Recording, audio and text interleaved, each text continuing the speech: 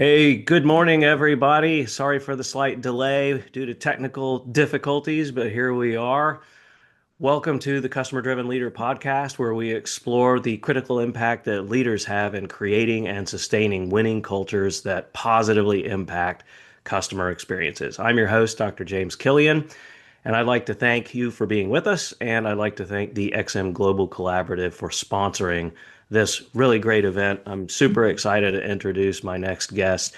In this episode, we have Dr. Benjamin Granger, not Granger. That's really important because he's going to be very famous soon with his new book coming out. He's author of A Leader Worth Following, and he currently serves as Chief Workplace Psychologist at Qualtrics. He's a former colleague of mine of many years.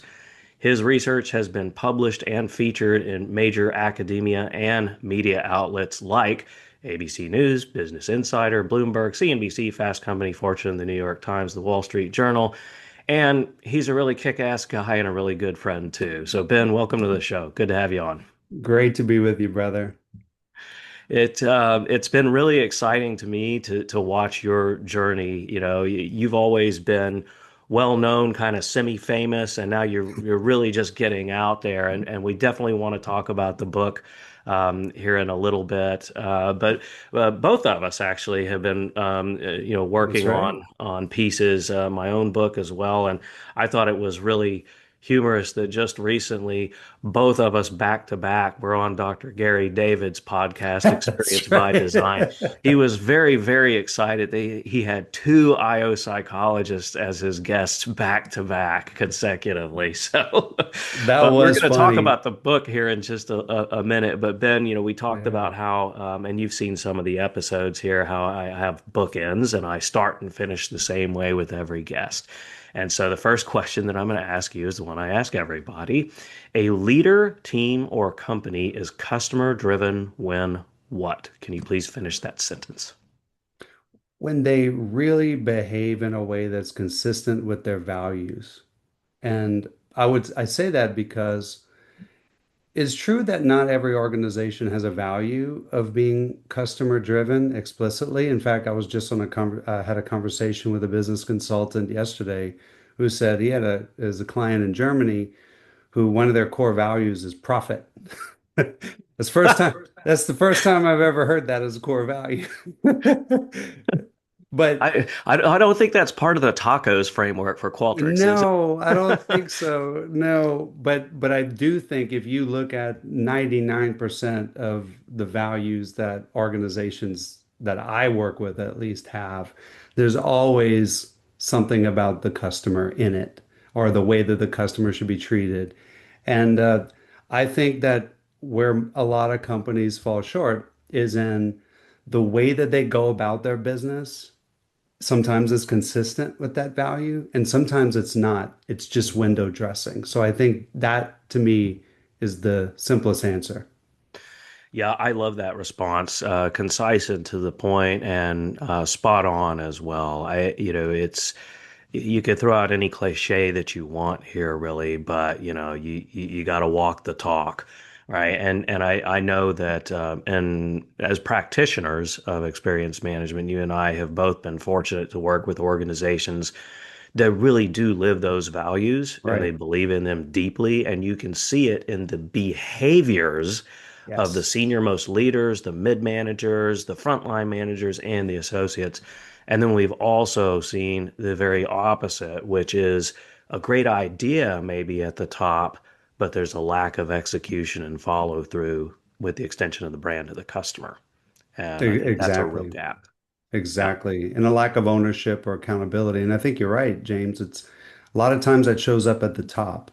One thing I would also add is, as a consultant, having worked with many co companies, and I'm curious your thoughts here too, James, because I know you've been in the same position. But one of the things I really appreciate observing is internal communication norms.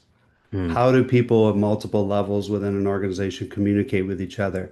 To me, I don't have data on this, but anecdotally, there's a strong correlation there between how senior leaders and people many levels below them communicate with each other and how they actually show up for their customers at the end. So I think you're right on it. It's really what I like to look at is it's are those values being lived at the top of the house? And that's going to create an environment that either allows people or encourages people to do the same with each other and with their customers or not.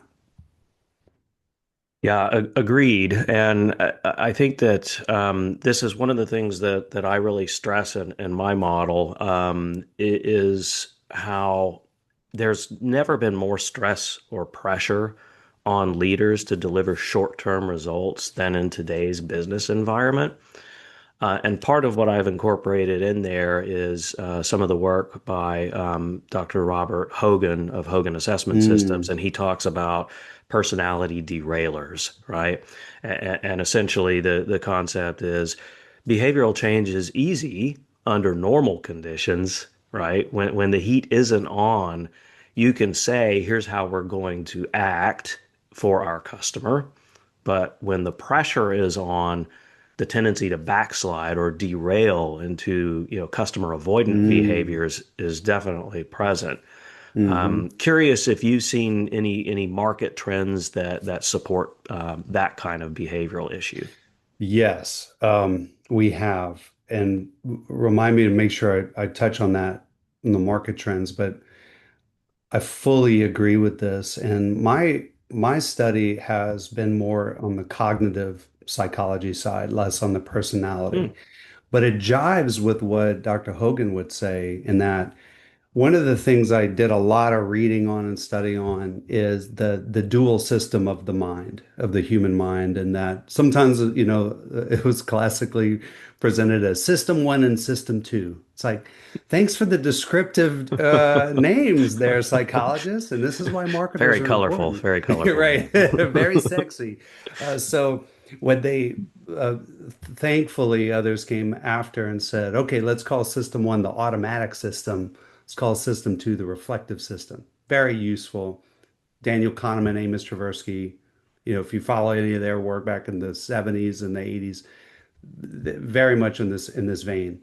But it's similar what you're saying, James, in that when what we do know about the two systems of the mind is that the reflective system is powered by the more advanced parts of our brain, the prefrontal cortex, for example. Hmm. The automatic system is a more primitive part of the brain. Both are important though.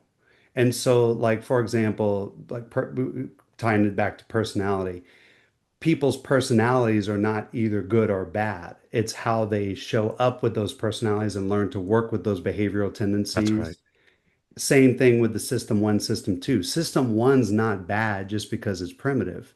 It operates the way it does precisely because it helped humans evolve over time. And so, but one of the challenges is that when we are faced with lots of uncertainty, constant change, and that change is accelerating, and we're feeling the pressure. And as I think you correctly pointed out, business leaders find themselves with so much pressure to deliver in the short term that people in those environments are more likely to rely on the automatic system. Ironically, those are the times when we need to engage the higher order parts of our brain. Yes. So Yes. I think it's very similar to what you're saying on the personality side. And I bet that somewhere in the neurological, this is beyond me, right? I'm not a neuroscientist, but I bet that there's some interconnection between those personality derailers and our likelihood to default to the automatic system. I think you're absolutely right. Maybe we could coin a phrase, something along the line of the lizard brain doesn't win the long game. How about that? I just came up Ooh, with that. We're going to trademark that, and we're going to take it on a road ooh, show. that's gold. You just came up with that. Yeah, that's That's that's me, good. man. I like that. Well, let's do this. Because I like to bring in some personal pieces into the discussion as well. Because yes, you and I are academics and we're practitioners and we're speakers and authors on these things, but there's always something personal that we've felt that's influenced or impacted how we think about what we research and study and talk about. Do you have a good example of a bad experience that you've suffered as a customer yourself, or maybe that you've witnessed one of your customers or clients have to deal with that really shaped how you're thinking about experience management? So this isn't like a horrible experience, but it's it's just so perfect from the work that you and I have done for a long time, James. I think you're gonna like this one. Um, I was in the market. All right, so let me start with a little context. So in my jobs I've had at Qualtrics, a lot of my work has been on how to help organizations measure employee and consumer experience. Hmm. And one of the things I feel really strongly about is a lot of companies make the mistake of score chasing, right? When they have their employee measures and their consumer measures, it's all about that number. It's about the hard numbers. We got to achieve an NPS of this amount and we're below the benchmark. How do we get that number up? And so a lot of times, and very similar to like in baseball with sabermetrics and Moneyball, right? Hmm. You want you maximize those metrics, and that's not a bad, look, I have no problem with data-driven decisions or data-driven companies. I like those. But the For sure. problem in experience metrics, as you know, is that there's not a one-to-one connection between the rating a consumer gives or an employee gives and what they actually feel. There's a chasm, right? So when we're asking a question of a consumer, we're basically asking them about think back in your memory bank about your interactions with the company, make a judgment about those, and then map that judgment to a response that's usually on a 1 to 5 scale or a Hmm. 0 to 10 scale. Right. So you lose a lot of information. And yet it's still predictive. As Hmm. you know, it's still predictive, which is It amazing. is. Okay.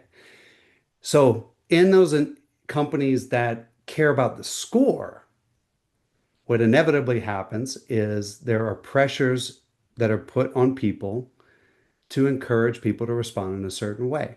Oh Okay, God, yes.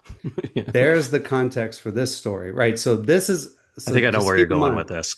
for the watcher, right? This is what I do for a living, right? So, okay, a couple years ago, I'm out buying a vehicle and I decided on a truck.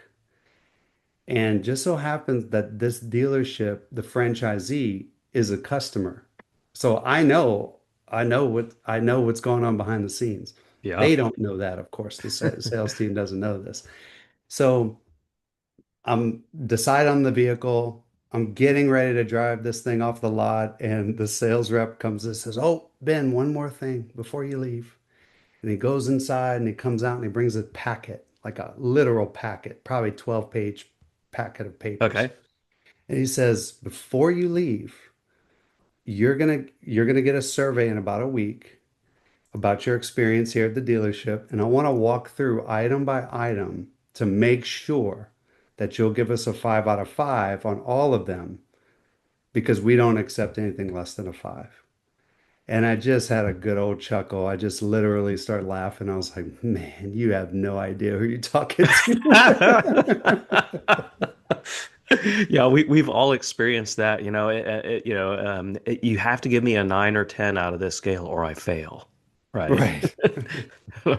Like, please don't make it impact my family. I have to feed my babies. So this is actually a really important point. You know Dr. Shauna Waters well. Yeah. She and I are actually working on a piece right now on the problems that we run into with goal setting when you put the practice of goal setting, which is one of the most well-supported practices in organizational psychology and human motivation, and you plop it into a large, messy organization. And it doesn't, surprise, surprise, it doesn't work exactly the way it does in the No. controlled settings, right? Yeah, shocker, Wow. right? But one of the things we point out in this piece is when you tie goals to existential threats, Hmm. my job's on the line, Hmm. or what you have, people sandbag, right? People protect themselves first. And it's not because they're bad. I had this really wacky interaction one time with a very senior executive at a auto manufacturer. Hmm. and we were meeting and we were talking about this gaming the system. How do we make sure the reps don't game the system? And this guy looked at me like I was a moron, and he said, "Oh, we don't hire people like that. That would never happen here. We don't hire people like that." Hold on a second. Hold on a second. Firstly, how do you control for that in your hiring? Two, are you saying that everybody you hire is so solid in their behavior that they're impervious to the impacts of the environment? And the people you hire don't change over time. That's essentially what this Amazing. guy's. How did this guy do it, Ben? It's incredible. It's inexplicable, James. So it's nonsensical. Human beings adapt to their environment. And That's when right. you tie an existential threat, my pay, my livelihood, my job, to a goal like NPS or CSAT, what are people going to do? They're going to figure out how to protect themselves. And it's not because they're bad people, it's Yeah. because they're in a shit environment. Yeah. Don't hate the player, hate the game, right? I, Exactly. I, it's really interesting you talking about the score chasing. One of the folks I interviewed for my book was Professor Rob Markey, who's Oh, one of the yeah. co-creators of the Net Promoter Score, and Yeah. and I don't know if you've interacted with him, but he's a really like calm, relaxed guy, and he's like, James, the Net Promoter Score was never intended to be a vanity metric. It was intended to be part of a system. And God bless him. right, right, and yeah, the whole score chasing, and you and I have been combating that for a very long time, and I think advancing on the beachhead and pushing it back a little bit, but it is complex. It is a It challenge, is. you It know. is. I thought that was really interesting about the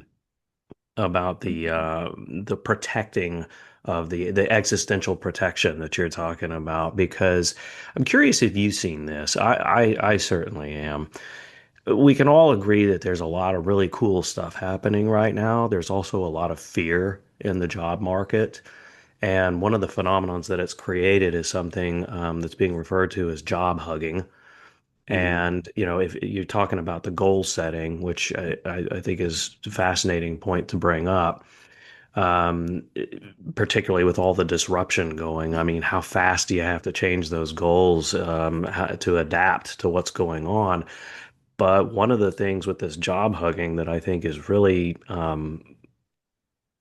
bothering me a good bit, for want of a better description, is that we all know that in order for organizations to really become customer driven, which means you have to be advancing on behalf of the customer, right? You have to actually Mm. be innovating on things that the customer in many cases didn't even know they should be thinking about until you've actually helped lead them down that path. In order to Mm. do that, you have to make big, bold moves. I think we Mhm. can agree on that. I mean, at Mhm. Qualtrics, we used to call them big bets, right? Um, I don't think individuals, teams, or leaders are making those big bets the way that they used to right now because they're afraid of rocking the boat. They're afraid of missing that Good number. point. They're afraid of losing their job. Curious if you've seen that or if you have a Mm. perspective on that. Dr. Shauna told a true example of a person, a business leader, a very senior business leader she was coaching.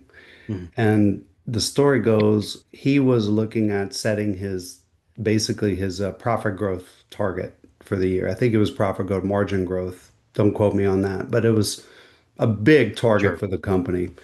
And he was aiming for something in the realm of, I think it was like 51%. Like he was going big. He wanted to swing big. And once he started playing around with it and he started realizing how his pay was going to be tied to it, how his family's livelihood was going to be tied to it, he eventually came down to 28%. So Hmm. he cut it almost in half. Now, Yeah, let's go to goal setting theory for a minute. I mean, you and I both know the the generally speaking, all things being equal, the more aggressive your goal, the better your performance, with some sure. caveats, right? You don't want to push people to extremes. But when you come down that far, what it is reflective of is the current environment, which is, and it's like you said, don't hate the player, hate the game. There's a lot of things I'm concerned about also with the way that the game's being played right now, because to me it seems to be very short-term focused. Yeah. I think you look at I often think of the sort of like a pendulum swinging over time Yes. of who has the leverage. Is it the market, the street, the senior leadership, or is it talent? And that Hmm. swings back and forth. Right now, we're in a period of organizations have quite a bit more leverage. Um, but it also reminds me of, some of the thought leaders just about 10 years ago when we were like knee deep in this space. They would say, the war for talent's over and talent won. Right. Well, how's That that going hasn't now? aged well. It is That not hasn't aged well. it. Now, I do think that's going to come back at some point, but it's not going to come back until we experience a great deal of pain, because that's human nature, right? We have to Oh really yeah. stub our toe and break our leg before we realize, don't walk up that mountain. Let's gotta go back. But I think there's a lot of truth in what you're saying. We're seeing it in our broader research too. You had asked this question earlier, I forgot to answer, but the broader consumer trends research that we Yes. do and the employee trends research that we do, we're seeing a lot of symptoms of this. We're noticing that, three-quarters of the global workforce are experiencing a significant amount of change. Hmm. By the way, that's not necessarily a bad thing.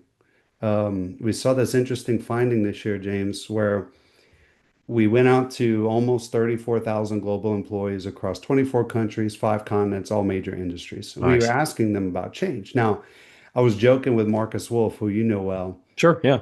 He was one of my co-researchers on this, Matt Evans. We were working on this together. Sure.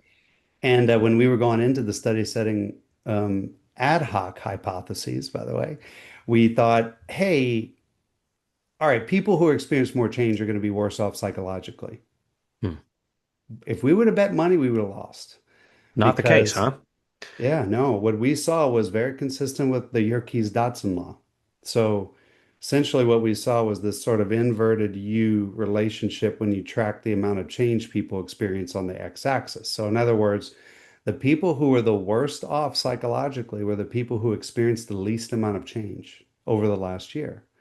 Fascinating. People who experienced an extreme amount of change, it also wasn't great, but it was the people in the middle who, yeah, I've experienced a lot. Yeah, I've experienced a significant amount. They were the best off psychologically. We also saw a symptom here too of that strongly correlate with the amount of pressure people were feeling too in their jobs. So they're feeling the squeeze. Again, wasn't necessarily inherently bad, Hmm. but it was the type of change in pressure that made a difference. And so, for example, we saw uh, disruptive org changes like leadership churn, Sure. rifts and reorgs you saw, naturally people did not respond well in those environments. That's to be expected. But changes to the ways of working, changes to technology, AI, Hmm. even RTO policies actually had a positive relation to job attitudes. People were more engaged. Felt more Hmm. higher well-being, which is kind of interesting. So it kind of led us to a preliminary conclusion that, you know, change in itself isn't the enemy. And in fact, if the world is evolving and changing, which I think we all would agree with, and we're sitting there in our organization and we're stagnant while everybody else is moving, that's not a good place to be. And so there's a Goldilocks zone where Yes. employees and consumers need to feel the progress. It's kind of like flying at 300, 500 miles an hour at cruising speed. You don't feel like you're moving, right? Einstein's theory Hmm. of relativity. You Hmm. feel it when you feel the acceleration when you're taking off, but when you're going the same speed as everybody else, you're moving in the right direction, and that actually equates to better psychological outcomes. That's fascinating, Ben. So what's the implication then for practitioners of experience management and particularly employee experience here? Is it to shape and create the right experiences that eliminate the extremes so that everybody kind of gets Mm. into the you in the middle, or what are your thoughts on that? I think that's one, but that's hard to, it is hard to operationalize that. It's Hmm. like, okay, well, what does that exactly mean? So I think there's a few sub things in there. One is engaging in ongoing conversation. And one of my favorite points, and like you know this, James, during hectic times, these are often times when companies like pause their consumer employee listening programs, Yeah, and it's the dumbest thing in the world. exactly. But Come on. allow me to um, kind of interpret that in a benevolent way. During COVID, this happened a lot, right? The shit hit the fan, things were changing, it was chaotic. And a lot of leaders justified the decision to pause those things because it was like, hey, our goal is to get our employees at home equipped to work safely. Yeah. Our job, that's our main priority. And I'm here saying, amen. That is a great goal. That should be your number one goal. So if you think of those things as, oh, we're just serving our customers, we're just serving our employees, it's easy then to frame it as we don't have time for that extraneous activity. Hmm. I think it's so important that we reframe that. We're not just running surveys. This is a listening programs that allow us to stay connected and have conversation. And during times of change and disruption, those are the times when you need to talk more, not less. You don't say. Right. But when you frame it that way, everybody says, well, of course. So I think it is important. It goes back to your point earlier, James, about the leadership mindset at the top of the Mm. house. What do they see this as? Is it a way that we can have conversation? So getting off of the survey thing, during those times of change, when people are bombarded with it, finding that Goldilocks zone for employees, acknowledging it's not going to be the same for every individual, but you have to talk about that. You have to have ongoing conversation. That can take the form of one-on-ones. That can take the form of Yeah. team meetings. Increase your communication. The other thing I would also advise leaders during these times, especially when you're going through really disruptive like rifts and acquisitions and mergers, when people really feel the pressure. Actually, I'll give two. These I talk about in the book. One, maintain grounded optimism. I Mm. love the Stockdale paradox as laid out by Jim Collins in Good to Great, but Yeah. it's like, hey, you don't want to be overly Pollyannish. Oh, it's going to be fine. After we get through this part, it's going to be great. Bullshit. Everybody's going to see through that, Yeah. right? No, it's not going to be all great. It's going to be rough, and you have to be willing to face the brutal reality of the state you're in. But you have to have grounded optimism that we will get through this period together. Yeah. And one of the ways to do that, go back to goal setting. You take those big audacious goals that you're now putting on people, because a lot of times after those disruptive changes, people are feeling like they're being asked to do more than they were yesterday. And that can be bad if it's unmanaged. But one way you can kind of manage it is to break those big audacious goals into small ones. And then as you make progress, Hmm. celebrate those publicly. And so Hmm. that helps people feeling like their work matters. It helps people feeling like they're contributing to the organization's goals. It helps to infuse some positive emotions, which are highly contagious, and they can combat some of the negative emotions that inevitably show up. Oh yeah, and I agree with that. And there's a really great book by Steve Magnus called "Do Hard Things." I'm a Mm. big fan of this, and even our triathlete coach, borrows from some of that. And I remember she said once that after a big long hard training camp over a long weekend, she said, "All right, we rode 300 miles and we ran 50 miles and we hiked 18 miles and we did strength training we did." And she says, here's the thing, mate, she's Australian, when you do hard things, the habits you had yesterday become smaller and more easily manageable. And Ah, right, I mean, and what mm. you're saying, I think is really important because you're also a recovering endurance athlete, right? Yes. And if you can take that and apply it to your work, if you take the Yeah. ultimate goal and compartmentalize it into manageable bite-sized chunks, and you're creating winning habits on a daily basis, which is largely what my work is about, all of a sudden that big, scary, hairy, audacious goal, it's just doing a thing that you get into the habit of doing on a daily basis, Mm, and you have a compounding effect over time. And that can do great things love for the that. psyche, right? Yeah, Um, but but then you take the flip side of that and you get into the command and control stage, and you were talking about the pandemic, and I remember I was still at Qualtrics at the time with you, and there was a major beverage company, and they paused their employee listening program, and were really trying to counsel them not to do that. And the response was, well, we know what kind of scores that we're going to get, and that would impact, our quarterly bonuses. So we're not going to ask that right now. So bringing it full circle back to yep, score chasing and creating poor habits, and that's a function of culture, and that's a function of leadership for sure. completely agree. And I saw some good just to balance that too. I saw a lot of the same things, James. I've also seen some really courageous companies um, and some courageous leaders. One that really sticks in my mind was I was in Thailand for a global operations summit with a global restaurant, quick serve restaurant chain. And I remember the head of their Asia Pacific region got up and boldly, in front of his peers, fellow COOs and franchisees, said, "Here's all the negative scores we got from our consumers. And this is a celebration." And I'm sitting there like, oh, I like where this is going. But his point was, our customers trust us enough. Our associates aren't out there gaming the system. So that's a good sign. And now we have honest feedback from our consumers to where we know what to do. Not a day later did the COO of the Ireland um, British region come up and celebrate negative scores they got from their associates for the same reasons. And so it's a reframing. It's Yeah, not about the scores.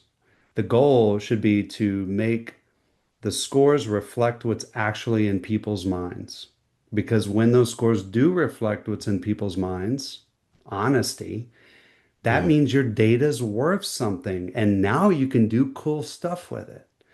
But if you insert incentives and you put existential threats in between that, that's right. the distance between what's actually in people's minds and the scores widens. And now your data's not worth shit. Totally agree. And I want to get to your book here in just a second, but before we go there, I kind of to put a bow on this. One of the things that I'm pieces of data that I'm getting from practitioners, from thought leaders, from experts and experience management, both on the employee experience and the customer experience side. One of the trends that they're saying is that a lot of the programs out there right now are in some state of failure. Do you see that? Do you Mm-hmm. agree with that? And what are some observations that you've got? And what should we be doing about it? We're actually right in the middle of a very large research project, both qualitative and quantitative, on the future of the field of experience management. And we're Mm, trying to project out what's going to change about the roles of XM professionals. And a lot of that has been very illuminating and I think offers us a potential answer to this question. I'm very curious if it jives with what you've been hearing. But I think one of the failure modes or the reasons why we see these in failure is the siloed nature of these programs. Oftentimes, customer experience is very, very far removed from the employee experience. Worse, even, those programs and teams are far removed from the business and what the business objectives are. I mean, I can't tell you how many times I've just asked the question of an EX practitioner or a CX practitioner, hey, how does your company make money? And they have no mm. clue. They have no clue. They Yeah, have no idea. none. That's a problem. Big. So it is good that organizations have experts in listening and analysis, But I think we have to realize that those capabilities are becoming commoditized. That knowledge, that deep knowledge and expertise is becoming commoditized with AI. Um, will we need like deep experts in survey design in 5 years? I don't know. I mean, It's I getting don't pretty want to good say pretty fast. It's, right. Like, I don't want to say no, but I'm not confident to say yeah. So, but one thing we have seen over and over and over in our interviews, it was ubiquitous, both business leaders and XM professionals, was the real successful programs are connected. The mm, EX professional knows who their counterpart is on the CX side. And you'd be mm. surprised. I mean, you wouldn't, James, but I think sometimes maybe your listeners might be surprised how often those people don't know each other. Like, James, Yeah. how often were you the matchmaker? Oh, yes. Well, I'll even go a step further if I can insert something real quick because I won't say who, but it's one of the major athletic wear producers in Portland. You can figure out, which one. But I remember this meeting with about 30 of the HR team there globally. And it became very apparent as I was introducing myself to all these people that none of these people had met one another. And so the person Right. who handled the onboarding survey had never met or talked to the person who did the exit There survey. you And go. those people had never met or talked to the person who did the engagement survey. And nobody talked to the 360 because that was the leadership development person way over there. Wow. Right. Yeah. And Yeah. nobody had talked to the training because that's learning and development. That's a different program. And so just the fact that either virtually or physically, none of these people who, yes, okay, were accountable for different swim lanes, but they were also in the same pool. Same pool. And Right. that was a real, my gosh, I had been doing this work for goodness at the time, probably, 17, 18 years. And that was the first time that I had seen something like that. And it really shifted how I think about running meetings and working with clients because of that. It's like, hey, does everybody here actually know one another? Does everybody here actually know what each other is accountable for? So, Wow. but to Yeah. your point, I think that yes, the days of quote unquote doing an engagement survey, they're gone. Yeah.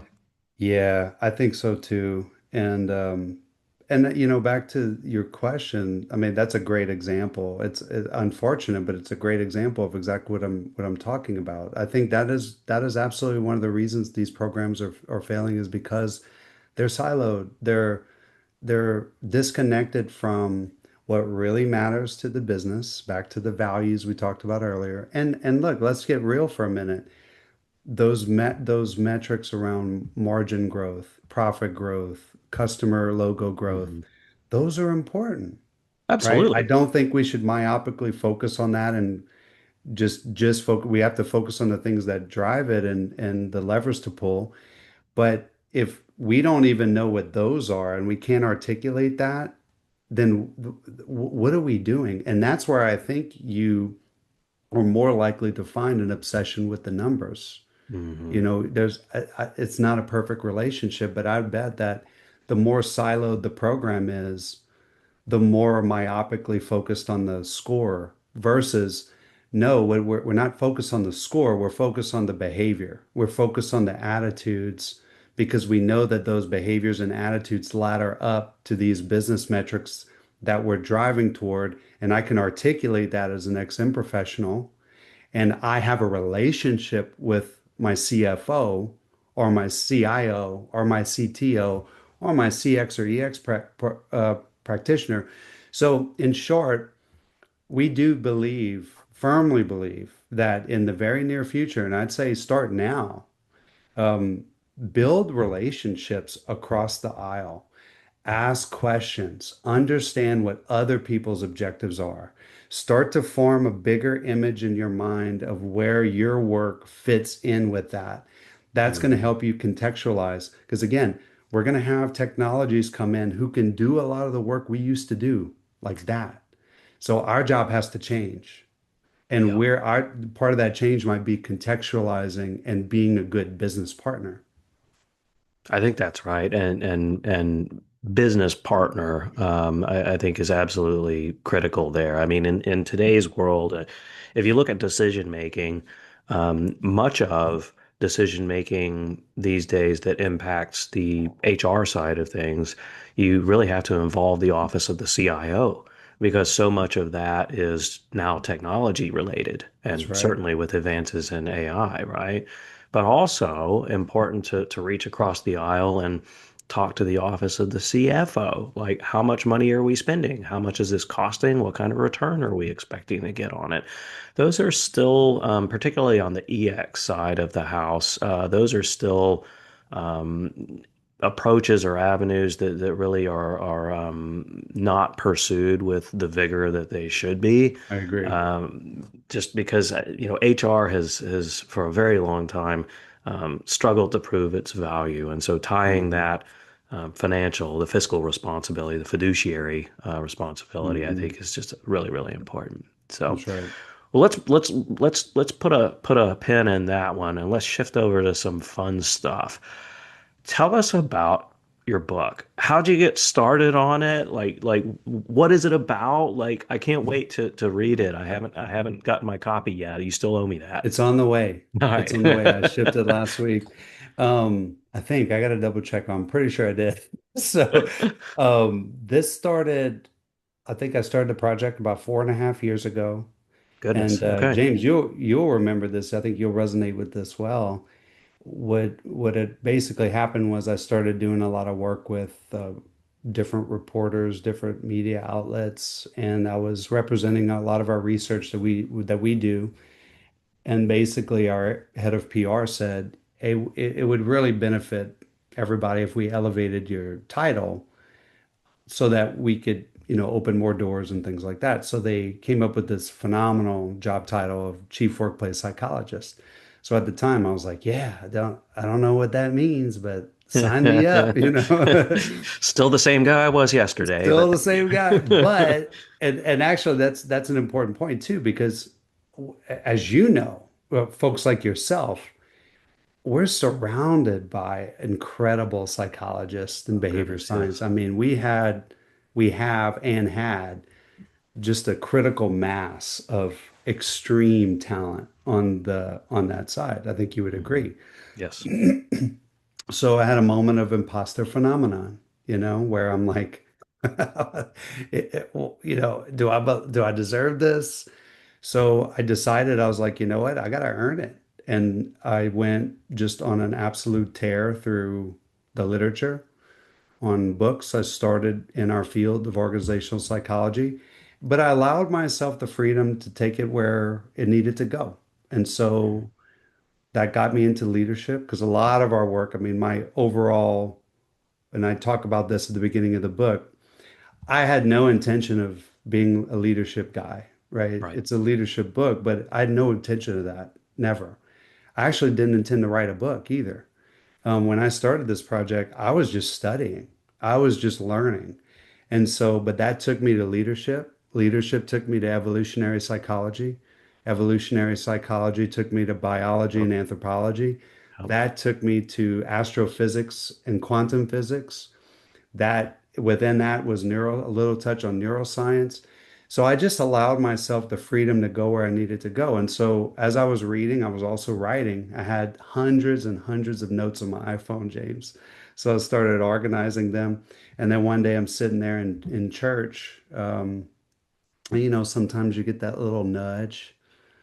And I've learned over time that when I'm in a good state and I get a nudge, go with it. When I'm not Hmm. in a good state and I get a nudge, ignore it. So at that point, I was in a very good state, and I was like, okay. And I got that nudge to write a book. I was like, I could put this stuff together, all these observations I'm making, and share it with other leaders who are struggling with the same things I'm struggling with. And then not 2, 3 days later, I got hit up by a major publisher. And so you just Amazing. can't make this stuff up. So they reached out and said, "Hey, we read something you wrote, whatever. would you be interested in partnering on a book on a similar topic? And I said, well, it just so happens I kind of just decided to write one and I have a lot of notes.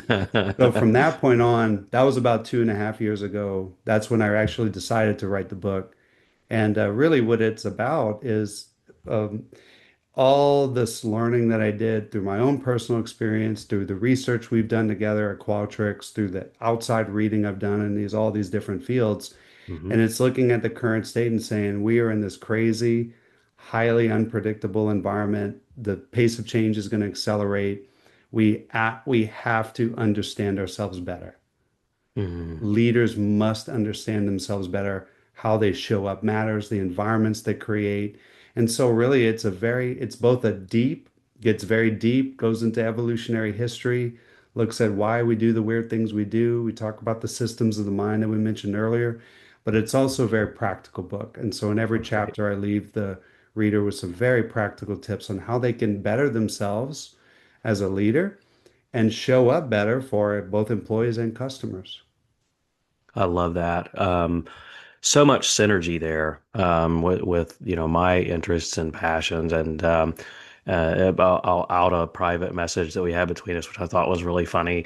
You made a joke that we ought to go on a dual book tour called "A Customer Driven Leader Worth Following." That's, I thought that was that's still really, not a really. bad idea. It's still not a bad idea. There's definitely some synergies there. I love the practical application. I'm a big fan of that as well. I mean, there's many years ago there was a research paper that was published. I think it was through um, Academy. Nah, I can't remember. It doesn't matter. But basically, it showed that it took 5 years for an empirical journal article to actually be published in a reputable publication that was Whoa, peer reviewed. It was Academy of Management. That's what it was.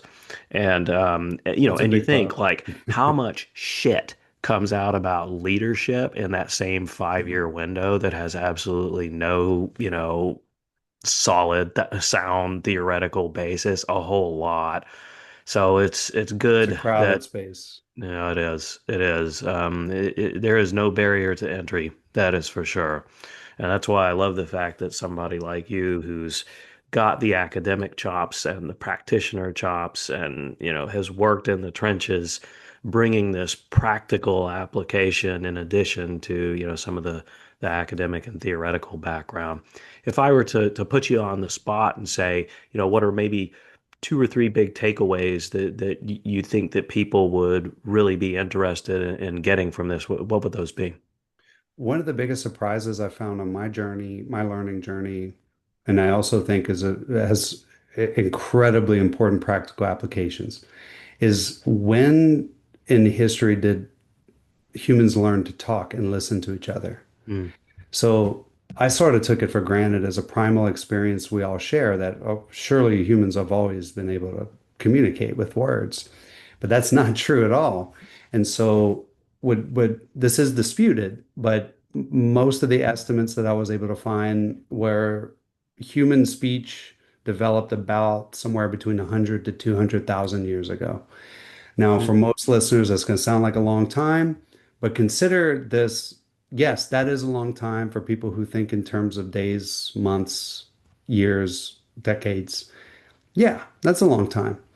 But if you zoom out and you look at it from a cosmic perspective, it's like we learned to talk yesterday and we learned to write an hour ago yeah, because mankind has been communicating non-verbally for many millions of years.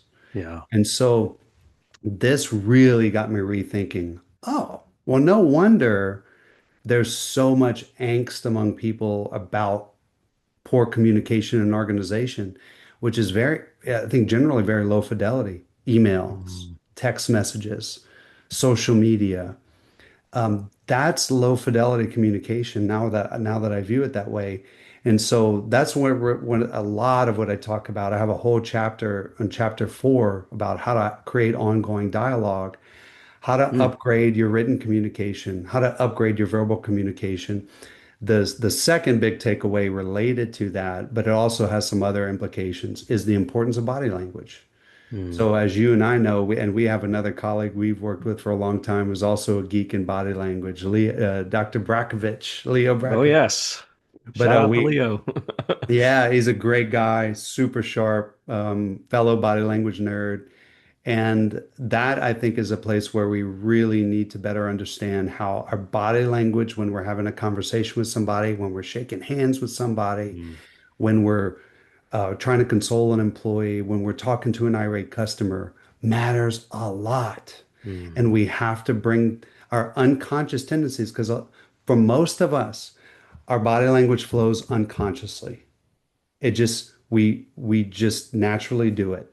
But I think that's a place where we need to bring that unconscious up to the level of our reflective system, the higher order parts of our brain, where we can make a conscious decision about how to show up. Quick tips here. You're having a one-on-one with an employee, don't cross your arms. You're Yeah. having a one-on-one with an employee about a performance conversation, don't sit across a desk from them. You're in a customer meeting, sit side by side with them, not across the table if you can. Yeah. So those sorts of things, removing physical barriers. When you shake somebody's hand, watch out for those people who come in and they give you a big old over the hander and a slap on the back, right? That communicates something. Don't do that for one, Yeah. but how do you control yourself to make sure that your unconscious brain doesn't take over and make you small? Because you're not going to notice that, but it's likely to happen. So, a lot of practical tips there, a lot more, but I think those are a couple of big ones. Oh, I love that. Again, the lizard brain doesn't win the long game, right? I love that line. I'm telling you, we need a placard or a banner or something. So, well, Ben, we're going to land the plane here. I really appreciate you being on. As always, it's just great to interact with you. Just you're a treasure trove of information and Right insight. back at you, brother. Really appreciate that. So, the other side of the bookend is what I call two things, and that is could be in the form of stop starts or continues, if you will. But one thing you'd recommend to organizations out there that they could start doing to improve their experience management programs, and one thing to maybe stop doing in order to improve their experience management programs. Yeah, start. I would say go find your counterparts, meet Mm. them, know who they are. Do that today. Like, go find out who person is on the employer, the customer. Start a relationship with those people. Second sub tip there, once you get to know them, find out what matters to them, what they're held accountable to, and then think, what do I have in my back pocket that it can help you? And just offer the proactive gift. That I is, love that. it's a magical how to kickstart a virtuous reciprocal cycle with that Love it. and build a really good relationship. Love that. Love that. And stop Fantastic. score chasing. Stop score chasing. I think we've beaten that one down. Ben, I know you've got a few different, like your website for your book, and obviously, some other avenues here. How can people best get in touch with you? Yeah, best place to go would be benjamingranger.com. I said it easy, but James, you're right on. It's Granger, but it's easy. Benjamin Granger, like Hermione Granger.com. And quick things on there. I got to brag a little bit because I'm just beyond blown away by this. I hit two national bestseller lists last week. Hot So damn. I hit the USA Today top 15 and I hit the AP top 15. I'm just beyond excited about that. Publishers Weekly, Well, I should say. as am I. And I know it was Crazy. what a couple of weeks ago you and I were talking, and you said, I can't say anything about it yet, but I feel like, Looking my book's good. actually going to be pretty big. And to see that announcement from you on LinkedIn really warmed my heart. Thank you. You are deserving of this. So please take it. You put in the hard work, and I'm excited to see where this goes for you. And I'm excited to read the book too. So I can't wait to Thank get it. you. One quick, if you could spare 30 more seconds. On the Oh, website, I also have a companion playlist. Songs that inspired me as I wrote each chapter. I have it oh, I broken love down by the this. chapter. So it's a little bit of a scavenger hunt to see, can you spot the connection between the song and what's being talked about in the chapter? But it's also a memory aid too, so that next time you go and you hear that song, you'll remember our conversation. I love it. Dr. Benjamin Granger, Thank you for being on, and thank you everybody for being with us. We'll go ahead and sign off now. Everybody take care. Thanks, Ben.